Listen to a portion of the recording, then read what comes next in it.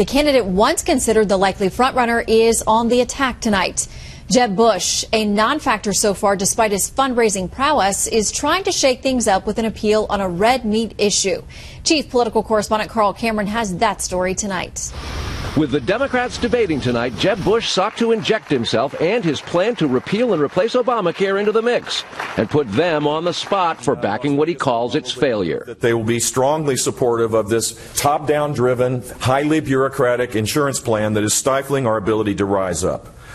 Because for the Democrats, this is what they want. This is how they roll. Instead of the president's promise of universal coverage and lower insurance premiums, Bush noted administration estimates that premiums will instead rise $2,900 over the next 10 years, and 27 million people will not be covered. You can't fix something that was a failure from the start.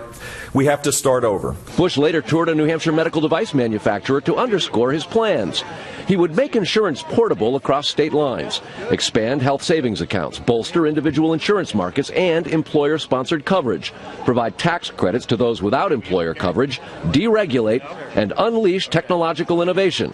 The latest Fox News poll has Donald Trump steady in the low 20s and Ben Carson surging 11 points since August to a virtual tie. Ted Cruz has moved into third, the only other candidate in double digits. Carly Fiorina got a bounce after the last debate, but has since lost about half that surge. Trump plans to live tweet tonight's Democratic debate.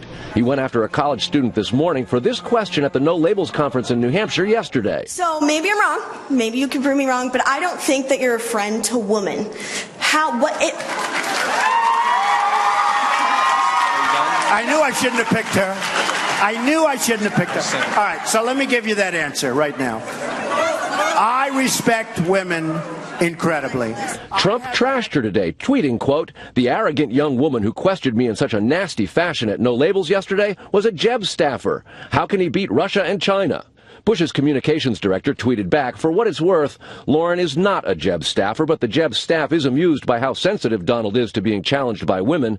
She's a volunteer supporter. Didn't agree with her cue for question, but boy is Trump sensitive when challenged by women." When reporters ask tough questions, politicians know they can gain sympathy and change the subject sometimes just by attacking the press. We may see some of that at the debate tonight.